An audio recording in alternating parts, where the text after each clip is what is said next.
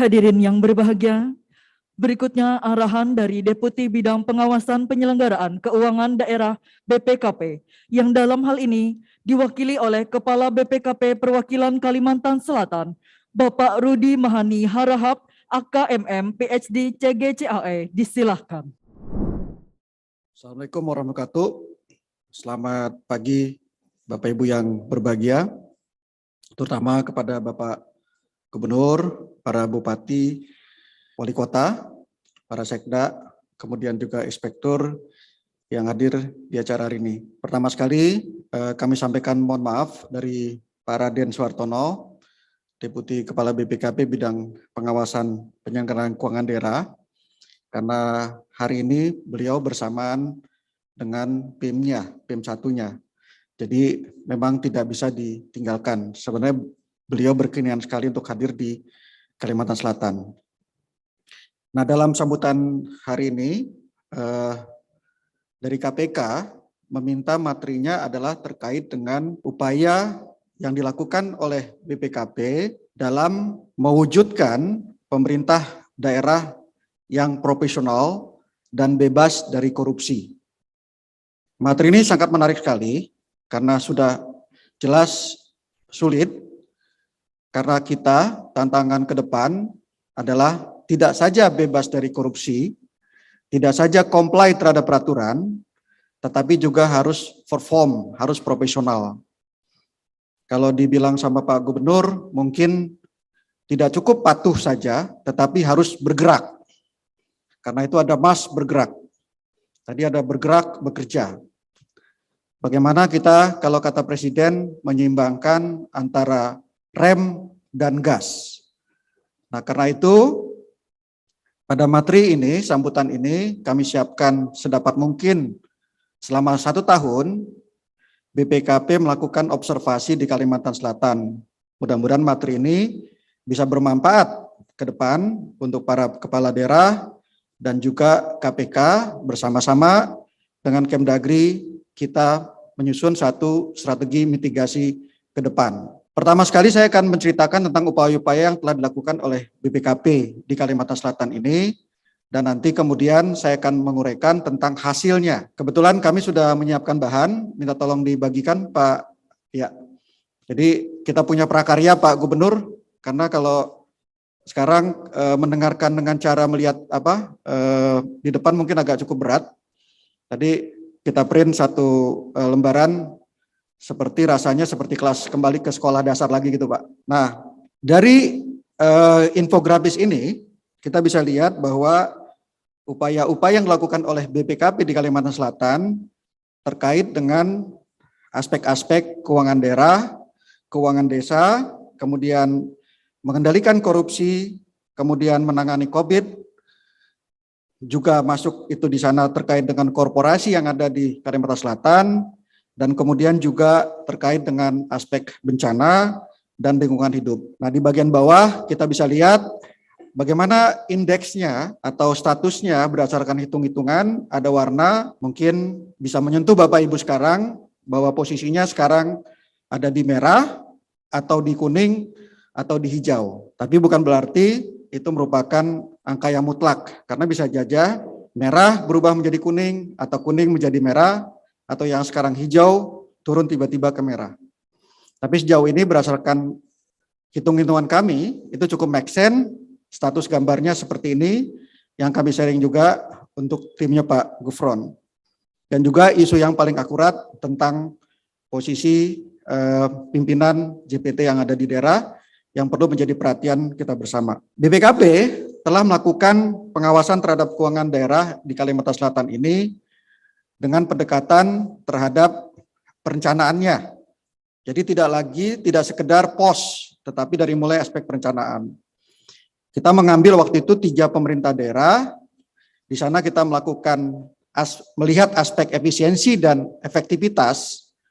Dari sana kita mengambil konklusi, sebenarnya dari 3 daerah ini ada potensi efisiensi belanja senilai 367 miliar. Kemudian kami ikuti di tahun 2002, tahun 2002 sudah lebih bagus, kebetulan pemerintah daerahnya juga masih yang sama. Nah, kemudian kita melakukan audit tujuan tertentu di mana kita meminta pengembalian sekitar 81 juta untuk alat nakes, dan kemudian khusus di Provinsi Kalimantan Selatan ini kita juga melakukan optimalisasi penerimaan daerah, di mana kita menemukan adanya potensi 937 miliar, di mana 962 miliarnya ada di Provinsi Kalimantan Selatan. Angka ini, topik ini ternyata menjadi perhatian yang sama penting bagi KPK. Kami kemarin sudah bahas bahwa ternyata ini juga menjadi agendanya KPK terkait dengan pajak kendaraan bermotor. Sekarang kita sudah mempunyai angka yang lebih akurat, berapa sebenarnya angka yang menggantung di dalam database. Di dalam database ini ternyata ada yang satu kasus digunakan, satu nomor rangka digunakan untuk beberapa akun. Bagaimana menyelesaikannya? Salah satunya yang kami usulkan adalahnya tax clearance, di mana dari kabupaten kota ketika melakukan pelayanan publik itu mengecek tunggakan itu, sehingga nanti tunggakan akan terpantau dengan bagus. Karena itu perlu ada suatu MOU antara gubernur dengan bupati dan wali kota di Kalimantan Selatan untuk menjalankan tax clearance system. Kalau di DKI karena dia satu wilayah khusus, maka tidak perlu adanya MOU karena dia suku dinas. Tapi untuk Kalimantan Selatan perlu MOU. Maka ini kami menunggu follow up bersama-sama, nanti kita akan monitoring timnya di Pauding bagaimana follow up-nya, karena selama setahun kita ikuti tidak terlalu banyak progres yang terjadi. Nah, kemudian aspek Siskedes kita sangat bagus bahwa sudah 100% di Kalimantan Selatan mengimplementasi Siskedes. Tetapi tantangan kita ke depan adalah bagaimana inspektorat-inspektorat itu berfungsi di Kalimantan Selatan, karena itu ada siswa Skedes, bagaimana dia menjadi auditor 4.0, industri 4.0, digital transformation. Karena itu kita dorong siswa Skedes dan kami sangat menghargai Tanah Laut dan Batola yang sudah mengimplementasikan siswa Skedes. Kita kasih apresiasi ke Bu. Kemudian dari segi pengendalian korupsi, kami sudah meng-assist APH selama beberapa tahun, berapa kasus, kita lihat temuannya sekitar 90,6 miliar yang masuk persidangan. Nah, kemudian kita juga bisa lihat bahwa kita sudah melakukan fraud control plan supaya tidak terjadi berulang-ulang fraud atau kecurangan di dana desa, dan salah satu identifikasi yang paling penting adalah dominan terkait dengan aset desa, penyalahgunaan aset desa, dan juga dana desa itu sendiri. Nah, kemudian kita sudah melakukan profiling risiko, di mana penanggulangan bencana adalah salah satu yang paling tinggi. Kebetulan kita mengambil di Kabupaten Banjar. Nah, untuk memitigasinya, kita juga sudah mendorong adanya masyarakat pembelajaran anti korupsi, contohnya di Tapin dan Hulu Sungai Utara, dan di sana sudah membentuk komunitas pembelajaran anti korupsi yang kita harapkan bisa bekerja sama dengan KPK, dan juga kita melakukan coaching klinik, dan juga mengembangkan indeks-indeks yang disebut sebagai IPK. Dari segi penanganan COVID, tentu Bapak Ibu mohon maaf, kenapa kami memberikan atensi berulang-ulang, karena itu dimonitor langsung. Kegagalan daerah dalam mengejar target, itu adalah kegagalan kepala perwakilan BPKP di daerah juga. Jadi saya sering mewacap Bapak Ibu untuk melakukan gerakan-gerakan termasuk yang sudah dilakukan oleh Pak Gubernur adalah vaksinasi bergerak. Itu konsep awal yang kita dorong, bagaimana kalau tidak adanya roadshow dari Gubernur, maka tidak akan ada pencapaian vaksinasi di Kalimantan Selatan. Kami sampai menemani Pak Gubernur untuk touring pertama sekali terkait dengan vaksinasi. Saya waktu itu menyusul di Balangan ya Pak Gub ya. Khusus ada satu orang mendampingi full 3 hari 3 malam kalau nggak salah Pak Gubernur ya. Bagaimana dengan baju seadanya itu supaya jalan program vaksinasi itu. Walaupun kita akui bahwa sejauh ini kita masih gagal di dalam vaksinasi kedua, dosis kedua. Baru 2 daerah yang mencapai di atas 70%. Karena itu kita harus lebih gigih untuk mencapai target kinerja ini. Dari segi insentif tenaga kesehatan, kita juga sudah melakukan audit di mana kita berhasil mencairkan 156 miliar sehingga tidak muncul gejolak dari para orang-orang medis seperti di tempat lain, walaupun sebenarnya angka itu masih 69 sekian persen. Nah, kemudian juga dalam klaim COVID kami bantu sehingga yang sudah terbayar kelebihan pembayaran COVID itu 841 juta, dan kemudian kita menemukan adanya yang klaim yang belum dibayar sebanyak 110 juta. Dari segi korporasi, ini menarik untuk Bapak Ibu Bupati termasuk Pak Bupati-Bupati mengeluhkan Bupati Tapin bagaimana PDAM tidak bekerja dengan baik di daerahnya. Kita melakukan evaluasi kinerja terhadap 12 PDAM. Statusnya 11 itu sebenarnya sehat, satu saja yang tidak sehat di AST. Nah, kemudian masalahnya adalah 11-nya sekarang tidak berbadan hukum. Jadi harus kita akui bahwa status sekarang adalah dari 12 itu 11 tidak berbadan hukum. Hanya satu yang berbadan hukum, Perseroda, setelah adanya undang-undang tentang BUMD. Ini harus segera dimitigasi, dan dari 11 yang sehat itu ternyata 9-nya rugi. Jadi hanya 3 yang untung di Kalimantan Selatan. Nah, kemudian ini kenapa? Karena hanya 2 yang dapat menutupi biaya, dan masih banyak air yang tanpa rekening di Kalimantan Selatan. Dan mereka tidak mempunyai rencana pengamanan air minum. Ya, kita baru mempunyai air bersih, belum mempunyai air minum di Kalimantan Selatan. Nah, karena itu kita sudah melihat bahwa ada beberapa risiko terkait BUMD di Kalimantan Selatan. Bahwa akan terjadi di dalam PDAM penurunan kuantitas, kualitas air bersih, kemudian pengembangan spamnya tidak terintegrasi, jelasnya sendiri akan kemungkinan terjadi penghentian operasi, kelembagaan sekarang tidak memiliki payung hukum, pencurian air, dan sabotase dan kerusakan jaringan. Nah, kemudian kita juga masuk ke dalam belut. Salah satunya kami ambil studi kasus di Hasan Basri. Statusnya A, nilainya, kemudian standar pelayanannya bagus, kami sampai observasi dan direkturnya menjadi juara di PIM 2. Nah, kemudian dari sana kita bisa belajar risiko belut ada dari aspek penerapan pola pengelolaan keuangan yang tidak tepat, jadi sudah tumbuh termasuk di Batola, tetapi kalau fleksibilitas tidak didukung oleh produk hukum maka akan menjadi permasalahan hukum berikutnya. Jadi fleksibilitas di belut harus didukung oleh regulasi yang kuat dari kepala daerah. Kemudian ada risiko bahwa hanya formalitas, dia tidak inovatif, sebagaimana yang diharapkan, dan tidak memberikan value kepada daerah. Dan kemudian spesifikasi teknik pemenuhan belut tidak memadai. Nah, selain itu, Pak Gubernur saya sharing di Kalimantan Selatan, walaupun ini BUMN, kita lihat di koran, ya judulnya sudah kita kutip karena sudah terbuka, Pak Gajati keluar tidak ada. Kita sudah melakukan audit terhadap perhitungan kerugian keuangan negara dan sekarang sedang berproses. Artinya pemerintah daerah perlu juga memberikan atensi terhadap peran daripada BUMN yang ada di daerah. Risiko untuk kelistrikan di daerah Kalimantan Selatan ada kemungkinan penambahan daya kelistrikan tidak tercapai. Kami melakukan studi terhadap PSN, melakukan observasi, audit, evaluasi terhadap PSN terkait dengan penambahan daya listrik di Kalimantan Selatan. Kemudian gugatan hukum pengadaan terhadap pengadaan yang sekarang mangkrak di beberapa pengadaan proyek strategis listrik, dan juga inefisiensi sumber daya dan kemungkinan terjadinya sabotase jaringan distribusi.